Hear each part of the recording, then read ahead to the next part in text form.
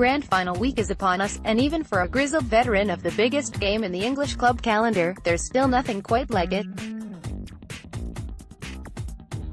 It's been a long old season, the body is battered, and the makings of a particularly nasty-looking black eye are beginning to appear just above Chris Hill's left cheekbone. And yet, a few days out from 0 hour at Old Trafford, he's savouring every moment. This is why you get up at 6 o'clock on a freezing December morning to run up hills, the Warrington Wolves captain observes. This is what it's all for: 8 months, 30 games, a brutal playoff semi-final against league leaders St. Helens. Now, 80 minutes against the Wigan Warriors are all that remain between Warrington and Super League glory. And yet when you know pain like Warrington know pain, you learn to take nothing for granted. They've not been champions since 1955, and in those 63 years of hurt they've finished runners-up 6 times. Hill has been there for 3 of them.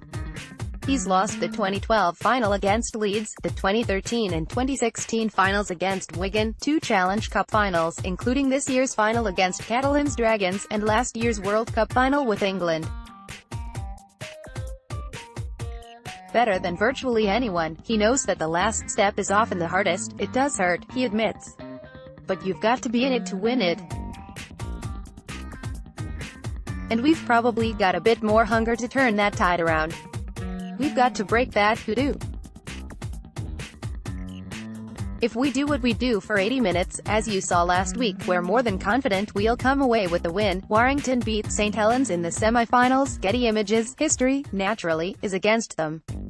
In the 2 decades of the grand final, the trophy has been passed around just 4 teams: Leeds, Wigan, Bradford and St. Helens.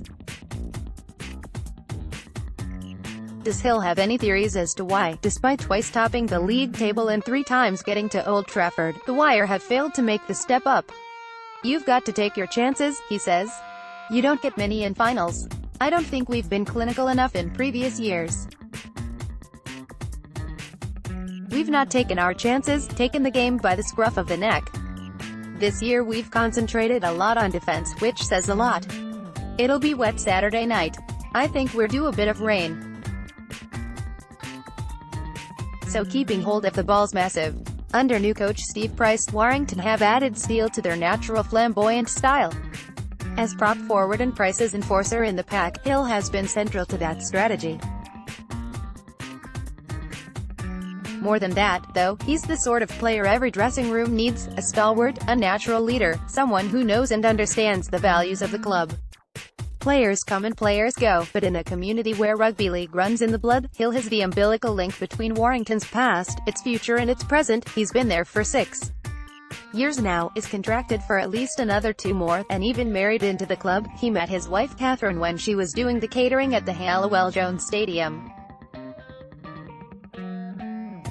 And what most drives him, you feel, is his desire to give something back to the club, and its people. We're proud of our area, he says. We're the main focus point within the community, and the fans are so passionate about the club.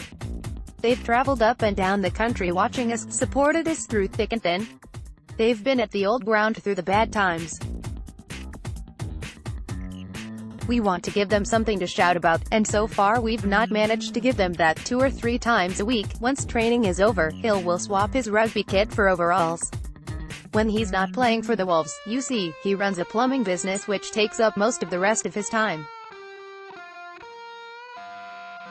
I do all the emailing on quotes, he says. I go out nights, 2 or 3 times a week until 8 p.m. or 9 p.m., measuring bathrooms, quoting them up, speaking to suppliers, booking jobs in. It's part sideline, part hobby. Rugby league pays him a perfectly acceptable salary, but from early in his career Hill was conscious of what came afterwards, and so spent 3 years putting himself through night school. It was tough, he remembers. But we're doing really well now. We're booked up to February next year. Wigan will prove tough opponents. Getty, naturally, he gets recognized fairly often. It's a bit strange, sometimes, when you rock up in your plumbing gear, he says. You'll measure the bathroom up, and on the way back down, they'll ask you, are you, but it's enjoyable. Something that takes my mind off it. I think a few of the lads want something doing. Declan Patton, I think. Mike Cooper does. They'll all be expecting mates rates. Come Saturday evening, though, he'll be fully focused on the day job.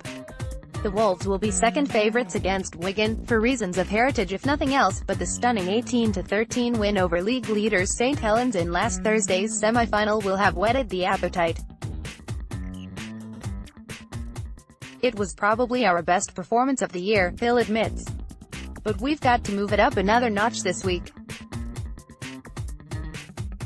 Last week means nothing if we don't go on and win it. After all, these are the matches you live for. This is why you play the game. And so when Warrington walk out at Old Trafford in their primrose and blue, nothing else will matter. The form book, the history, the rivalry, the pedigree, all out of the window. And that black eye. Oh, that's nothing, scoffs Hill. A regular occurrence. I think it was the misses at the weekend. Follow the Independent Sport on Instagram here, for all of the best images, videos and stories from around the sporting world.